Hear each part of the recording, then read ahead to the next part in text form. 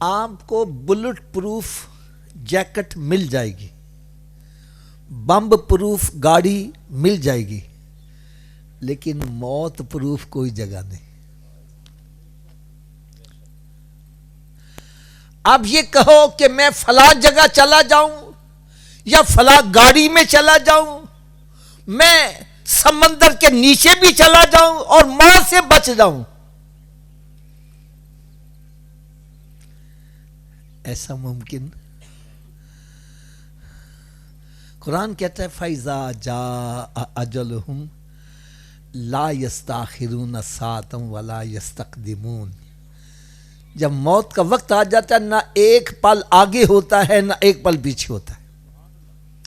کل نفس ذائقۃ الموت، ہر ایک نفس کو موت کا ذائقہ چکھنا ہے۔ یعنی اگر میں یوں کہہ دوں تو میرا خیال ہے بے جا نہ ہوگا کہ وہ بندے جو اللہ تعالیٰ کے وجود کو نہیں مانتے، رب تعالیٰ کے وجود کو انکار کرتے ہیں، لیکن موت کا وہ بھی انکار نہیں کرتے۔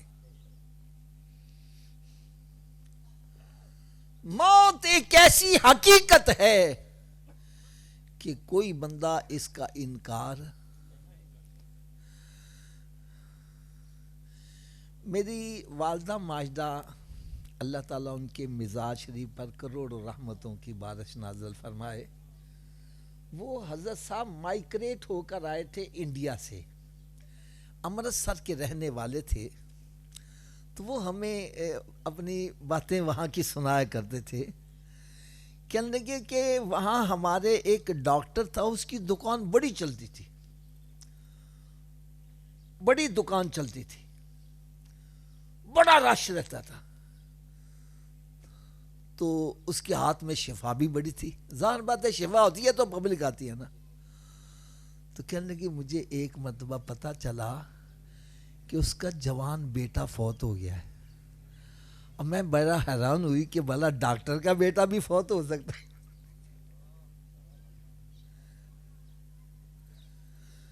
جو دوسروں کو موت کے منہ سے بچانے والے اپنے بیٹے کی موت کو روک نہیں سکے۔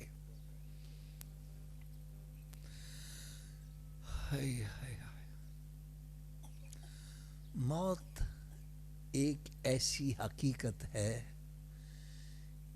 کہ کوئی بندہ اس کا انکار نہیں کر سکتا۔ اور میرے آقا صلی اللہ تعالی علیہ وسلم نے ارشاد فرمایا، موت ایک ایسا جام ہے ہر ایک کو پینا ہی پڑے گا۔ موت ایک ایسا دروازہ ہے ہر ایک کو اس میں سے گزرنا ہی پڑے گا۔ موت ایک ایسا پل ہے ہر ایک کو کراس کرنا ہی پڑے گا۔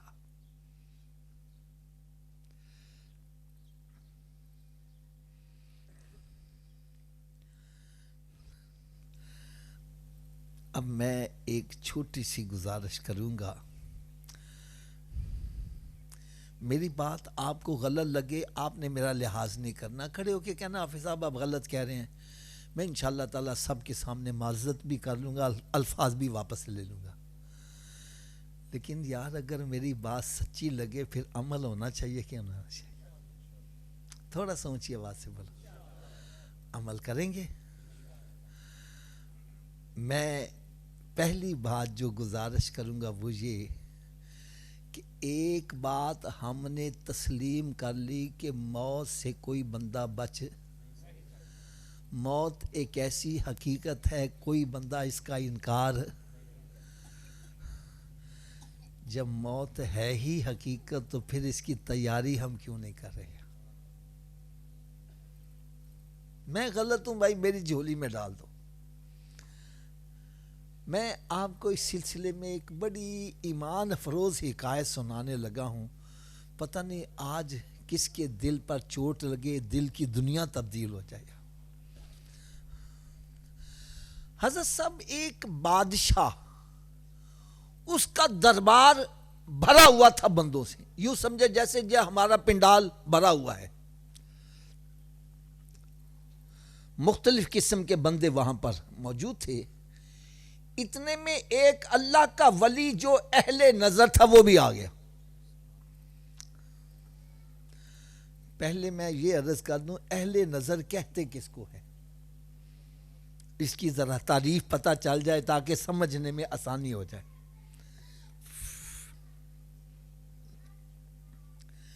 اہل نظر ہیں حضرت عیسیٰ علیہ السلام, جو ارشاد فرماتے ہیں وَأُنَبِّئُكُمْ بِمَا تَأْكُلُونَ وَمَا تَدَّخِرُونَ فِي بُيُوتِكُمْ, میں تمہیں بتلا سکتا ہوں تم کھا کے کیا آئے ہو, تمہارے گھر میں کیا رکھا ہے.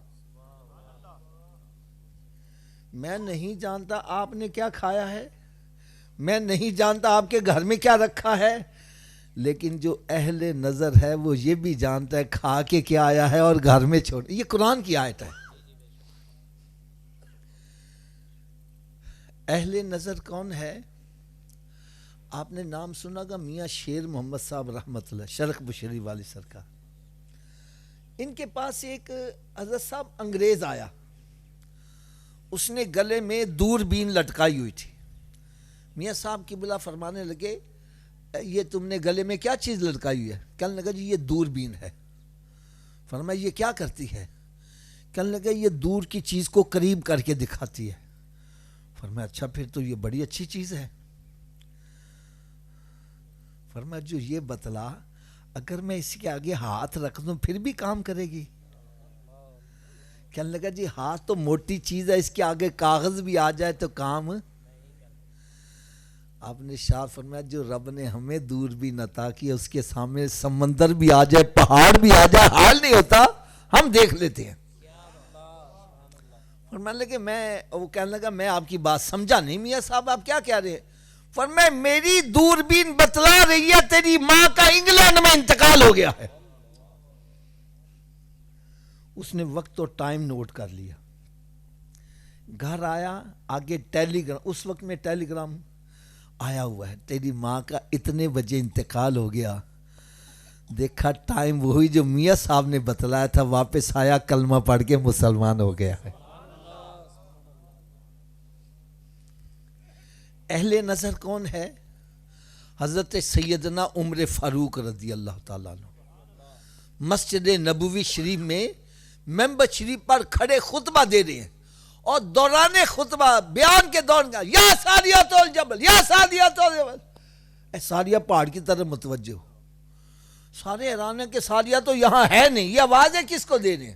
وہ تو نہاوت کے مقام پر لڑائی کرنے گیا ہوئے. انہوں نے بھی وقت اور ٹائم نوٹ کر لیا.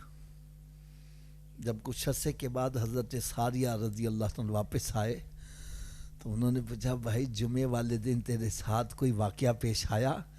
کہنے لگے خدا کی قسم اگر عمر فاروق کی مدد نہ پہنچی تو ہم ہلاک ہو گئے ہوتے. پوچھا کیا ہوا؟ کہنے لگے ہم نے کافروں پر حملہ کیا, وہ پہلے حلے میں ہی میدان چھوڑ کر بھاگ گئے. ہم نے سمجھا ہم نے میدان مار لیا ہے, ہم نے ہتھیار ایک طرف رکھے, مال غنیمت اکٹھا کرنے میں مشغول ہو گئے. انہوں نے دیکھا یہ مال اکٹھا کرنے میں لگ گئے ہیں, انہوں نے پہاڑ کے پیچھے سے اچانک حملہ کرنا چاہا. اور آپ جانتے ہیں بڑے سے بڑا بھی پہلوان ہو, اچانک حملہ کرو تو وہ مقابلہ. کہنے لگا وہ پہاڑ کے پیچھے سے اچانک حملہ کر رہے تھے, ہمیں نظر نہیں آ رہے تھے, لیکن عمر فاروق کو مسجد نبوی شریف سے ہی نظر آ رہے تھے. وہیں سے آواز دی ساریہ پہاڑ کی طرف متوجہ ہو. ہم نے پیچھے دیکھا وہ آ رہے, ہم نے ہتھیار اٹھا کر حملہ کیا, رب نے ہمیں فتح عطا فرما دی.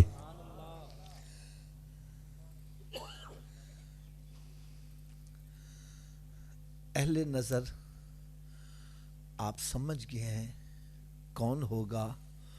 جو ظاہر کے ساتھ باطن کو بھی جانتا ہے. بادشاہ نے کیا کیا؟ بادشاہ نے اس اہل نظر کو قریب بلایا اور ایک رومال اس کو دے دیا.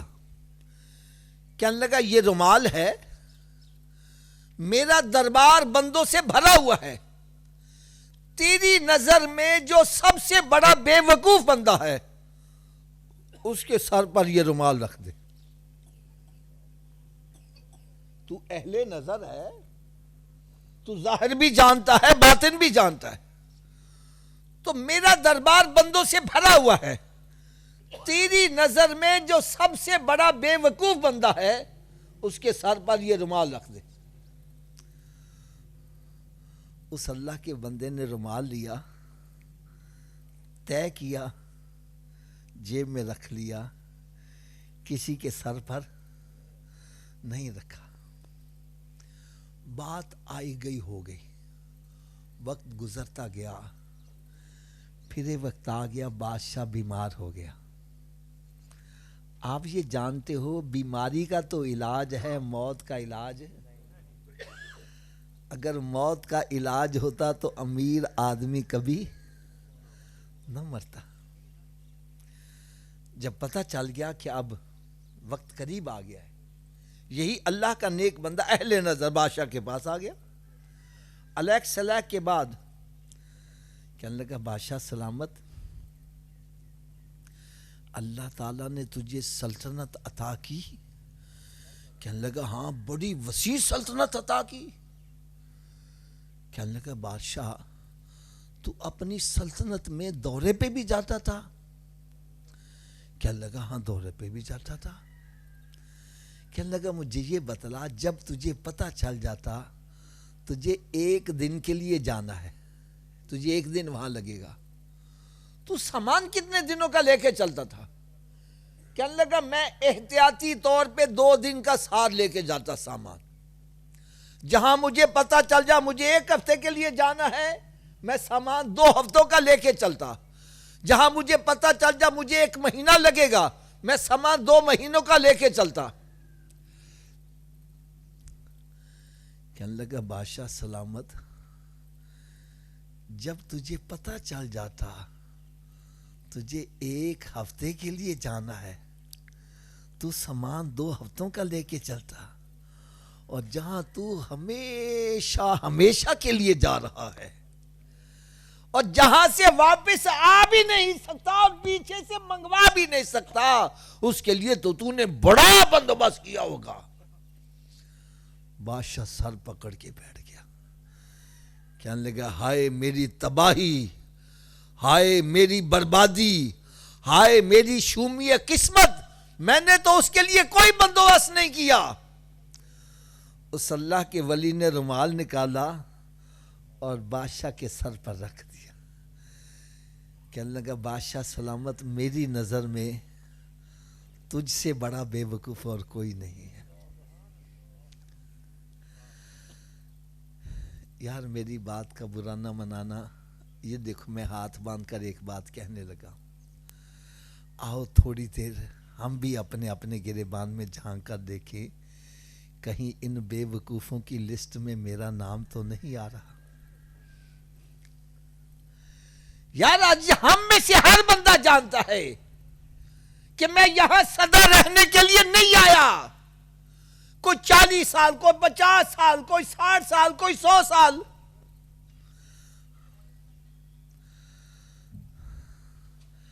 اگر 100 سال بھی یہاں رہنا ہے، مکان کی بڑی فکر ہے، مکان بن گیا ہے، روشنی کی فکر ہے، روشنی ہو گئی ہے، گرمی سردی سے بچاؤ کی فکر ہے۔ یار کبھی اپنی اندھیری قبر کی فکر کی ہے؟ کبھی جہنم کی آگ سے بچنے کی فکر کی ہے؟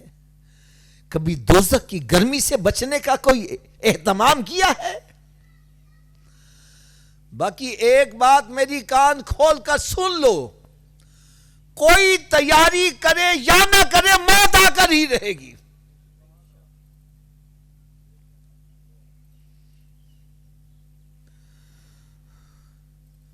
کوئی تیاری کرے یا نہ کرے موت آ کر ہی رہے گی۔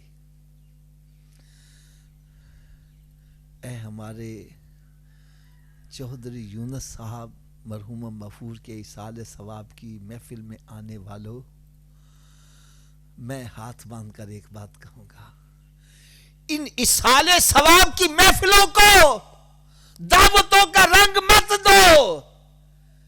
یہاں آئے اور مولوی صاحب ختم ختم شریف پڑھو جلدی جلدی.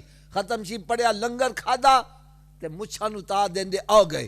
کوئی کہتا نمک صحیح نہیں, کوئی کہتا مرض صحیح نہیں, کوئی کہتا وسیم بھائی دی ابے نے کہا روز روز مرنا سی, روٹی تے چنگی کھوا دیندا. کیا یہی مقصد ہے یہاں آنے کا؟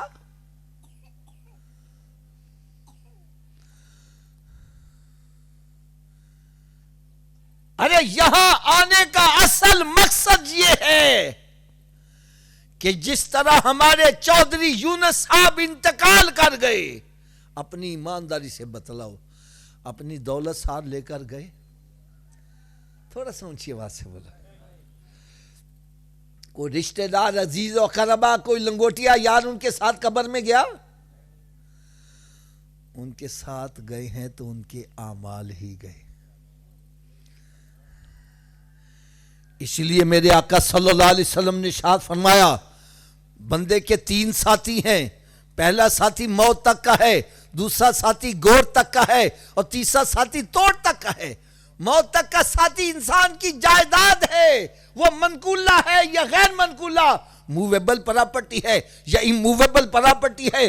ارے جس دولت کی خاطر ہم نمازیں نہیں پڑھتے, روزے نہیں رکھتے, جس دولت کی خاطر زکوٰۃ نہیں دے رہا, جس دولت کی خاطر حج کرنے نہیں جا رہا, جس دولت کی خاطر چوریاں ڈکیتیاں کر رہا ہے, فراڈ کر رہا ہے, قبضہ گروپ بنائے ہوئے ہیں, مکانوں پر قبضے, جائیدادوں پر قبضے. بلکہ حضرت جی ابا جی فوت ہو جانا تے رشتہ دار اکٹھے ہو جانے نے. بھائی کہتا ہے بہن سے, بہن حصہ چاہیے کہ بھائی چاہیے؟ اگر بہن نے کہہ دیا حصہ تو رشتہ داری ختم. حضرت جی تاڑیو بہن نہیں لگ دو, چھڑو حوجی بہن کہا دی جن نے حصہ لے لیا. میں نے کہا بھائی اس نے ایک حصہ لیا, تو نے رشتہ داری سے نکال دیا, تجھے تو 2 ملے, تجھے تو بارڈر ہی کراس کروا دینا چاہیے. یا شرم نہیں آتی؟ رب تعالیٰ نے پہلے مرد کو 2 حصوں کا مالک بنایا ہے, عورت کو 1 حصے کا مالک بنایا ہے. اگر 2 حصے کھا کر میرا پیٹ نہیں بھرا تو تیسرا کھا کے کیسے بھر جائے گا؟ چلو کر لو حضرت صاحب, پورے سیال کوٹ تے قبضہ کر لو, مر گئے تو نال کچھ جائے گا؟ سکندر اعظم جس نے پوری دنیا فتح کر لی, موت کا وقت آیا ہے تو کہنے لگا ہاتھ میرا کفن سے باہر رکھنا. لوگ کہنے لگے اس کی کیا وجہ ہے؟ کہنے لگا شاید میری میت کو دیکھ کر کسی کو عبرت آ جائے, میں نے پوری دنیا فتح کی ہے لیکن خالی ہاتھ ہی جا رہا. ارے خالی ہاتھ ہی آئے ہیں تو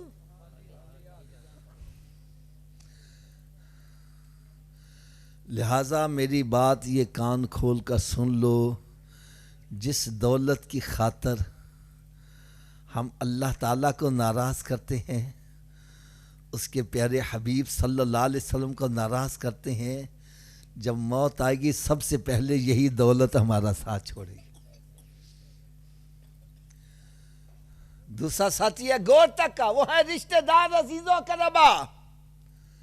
بندہ جنی بھی ہیرا پھیری کر دے, اولاد دی خاطر کر دے, تو دوستانوں راضی کرن واسطے اور کہنے آئے ساڑھنا شراب پیو, آئے ساڑھنا جو ہے اسی تیرے نال مران گے, مت گمراہ. کیوں جی مر جانے ہیں پھر نال مر دینے, پھر کہنے لے چلو کدے بو نال لو, پھر کڈو ان بار. کتھے نہیں تیرے کار والے جنہ لے سے تو پاپ کماندہ, جڑے کہندے سی مران گے نال تیرے آجونہ بھی بازیاں ہاریاں نہیں. ارے جتنے تیرے خیر خواہ ہیں سب قبر میں دفن کر کر واپس آ جائیں گے, کوئی قبر میں ساتھ. اب توڑ کا ساتھی کون ہے؟ وہ ہیں بندے کے اعمال. نیک ہیں تو وہ بھی ساتھ ہی رہیں گے, اللہ نہ کرے اگر برے ہیں تو وہ بھی.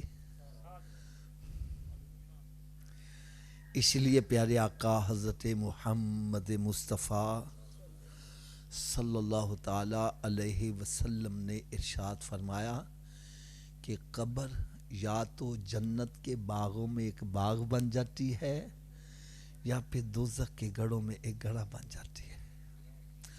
اعمال اچھے کر کے جائے گا وہی قبر جنت کے باغ اور اللہ نہ کرے اگر معاملہ اس کے برعکس ہے، نہ نماز پڑھتا ہے، نہ روزہ رکھتا ہے، نہ حلال حرام کی تمیز ہے، نہ ماں باپ کا ادب و احترام کر رہا ہے، نہ صلہ رحمی کر رہا ہے، ایسا بندہ جب قبر میں جاتا ہے تو قبر کہتی آنے والے تیرا آنا مبارک نہ ہو، تیرے آنے سے پہلے میں مٹی کا ڈھیر تھی، تیرے آنے کی وجہ سے میرے اندر جہنم کی طرف سے کھڑکی کھولی گئی ہے، تو نے مجھے آ کے ستایا ہے، اب میں قیامت تک تجھے چین سے نہیں رہنے دوں گی۔ فرماتے ہیں قبر ایسے کھلتی ہے اور پھر جب آپس میں آ کے ملتی ہے تو بندے کی پسلیاں ٹوٹ پھوٹ کے ایک دوسرے میں پیوست ہو جاتی ہیں۔ حضرت صاحب میں ایک اشارہ کرنے لگا ہوں، اللہ تعالیٰ ہر مسلمان کو بیماریوں سے محفوظ رکھے، اور جو بیمار ہو چکے ہیں اللہ تعالیٰ ان کو شفا کاملہ عطا فرمائے۔ حضرت صاحب آپ اس کا جواب دیجیے گا، ایک بندہ تندرست ہے، صحت مند ہے، رات کو لیٹتا ہے، کروٹ بدلتا ہے، صبح ہو جاتی ہے، رات کے گزرنے کا پتہ، لیکن اللہ نہ کرے اسی کے داڑھ میں درد ہو جائے، کان میں درد ہو جائے، گردے میں درد ہو جائے، کیوں جی پھر رات کی میں گزرتی ہے؟ یار گزرنے کا نام ہی نہیں لے رہی، ایک ایک لمحہ کئی سالوں کا لگ رہا ہے۔ اے ہمارے یونس بھائی کے اصالِ ثواب کی محفل میں آنے والوں، میں آپ سب کے سامنے ہاتھ باندھ کر ایک بات کہنے لگا ہوں، خدا را ذرا تھوڑی دیر غور کر لو، اگر اللہ نہ کرے دنیا میں تھوڑی سی تکلیف آ جائے، دنیا کی رات گزارنا مشکل ہو جائے، اللہ نہ کرے اگر قبر میں عذاب آ گیا، قبر کی رات کیسے گزرے گی؟ دنیا میں تو بیوی کو بلا لیتا ہے، بچوں کو بلاتا ہے، دوستوں میرا دل بہلاؤ، قبر میں کس کو بلاؤ؟ باقی یہ میری بات کان کھول کے سن لو، کوئی تیاری کرے نہ کرے، بات پر ایمان لائے یا نہ لائے، موت آ کر ہی رہے گی، موت ٹھہری آنے والی آئے گی، جان ٹھہری جانے والی جائے گی، ارے روح رگ رگ سے نکالی جائے گی، تجھ پہ ایک دن خاک ڈالی جائے گی، ارے ہاتھی جیسوں کو پچھاڑا موت نے، کھیل کتنوں کا بگاڑا موت نے، ارے قبر میں میت اترنی ہے ضرور، جیسی کرنی ایز یو سو سو شل یو ریپ، جیسا بیجو گے۔ یار آپ سب ذمہ دار بندے بیٹھے ہو، گندم بیج کے کہو امب لگ جان، کیوں جی گندم بیجو گے کیا ہوگے گا؟ گناہاں دا بیج پا کے کہو نیکیاں دا پھل لگ جاوے، کیویں لگے گا؟ اے اصالِ ثواب کی محفل میں آنے والوں، اس محفل میں آنے کا سب سے اہم مقصد ہی یہی ہے کہ ہم اپنے گریبان میں جھانک کر دیکھیں، اگر مجھے ابھی موت آ جائے میرے عمل کیسے ہیں؟ مجھے قبر میں چھوڑ کے آئیں گے، میری قبر جنت کے باغوں میں باغ بنے گی کہ جہنم کے گڑھوں میں گڑھا بنے گی؟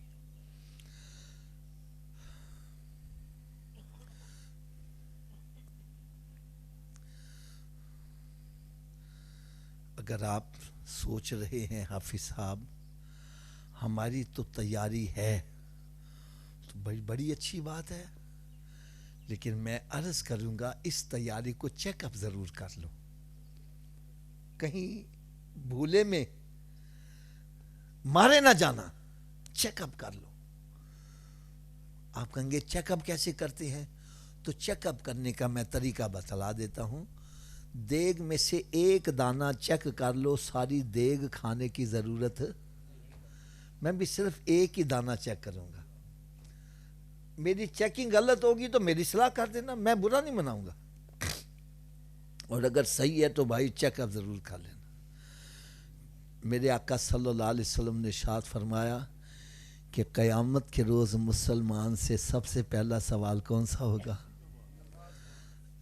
یار اتنی آواز سے بولو جن کو نہیں پتا ان کو بھی پتا چل جائے، ایک مرتبہ پھر اونچی آواز سے بولو، میں ہاتھ باندھ کر عرض کروں گا کیا ہمارا پہلا سوال درست ہے؟ پہلے سوال میں ہی اللہ نہ کرے پھنس گئے، اگلے سوالوں کا کیا بنے گا؟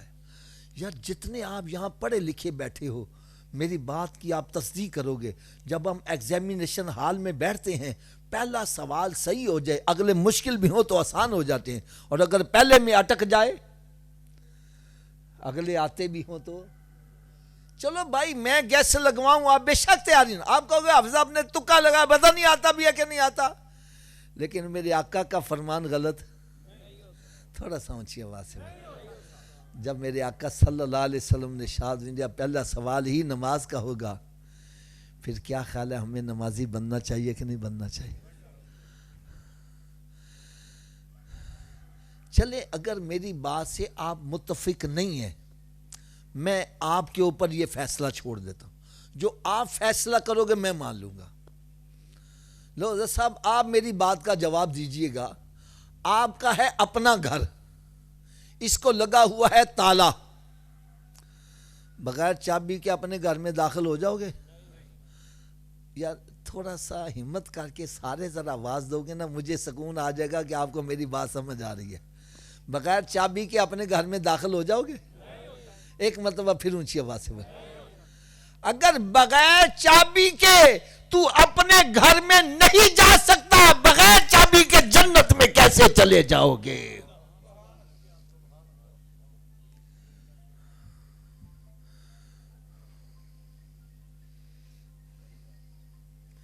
آپ کہیں گے جی جنت کی چابی کیا ہے؟ تو بھائی جس نبی کا کلمہ پڑھے انہیں سے پوچھو کہ جنت کی چابی کیا ہے۔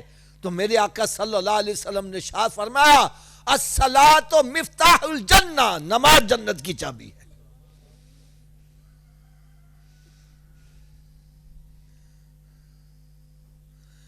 کیوں حضرت صاحب تسی دسو بغیر چابی دے جنت کا تالا کھولو گے؟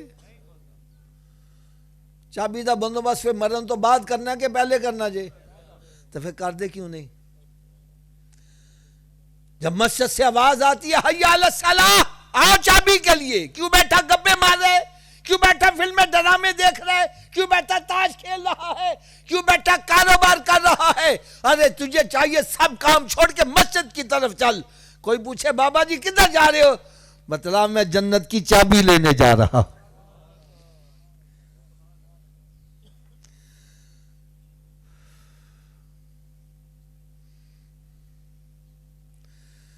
اگر آپ ناراض نہ ہوں تو تھوڑی سی کڑوی سی بات کہہ دوں۔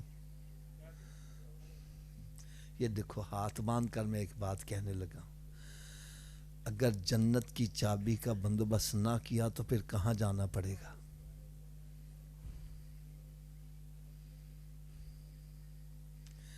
کیا جہنم کی آگ برداشت کر لو گے؟ آج اگر جلتی ہوئی سگریٹ پر ننگا پاؤں آ جائے چیخ نکل جاتی ہے، اچھل پڑتا ہے۔ سگریٹ کی آگ برداشت نہیں کر سکتا، دوزخ کی آگ کیسے برداشت کرو گے؟ آج اگر کسی کا بیٹا بیمار ہو جائے، ماں کہتی ہے یا اللہ میرا پتر صحیح ہو جائے، ادھی بیماری میں نو لا دے۔ باپ کہتا ہے یا اللہ میرا لخت جگر صحیح ہو جائے، اس کی بیماری مجھے لگ جائے۔ اور جب جہنم کی آگ دیکھیں گے تو باپ کہے گا یا اللہ میرے بیٹے کو جہنم میں ڈال دے، میرے باپ کو ڈال دے، میری ماں کو ڈال دے، یا اللہ ساری دنیا کو جہنم میں ڈال دے، مجھے اس آگ سے بچا لے۔ ڈرو اس آگ سے جس کا ایندھن انسان اور پتھر بنا دیے گئے۔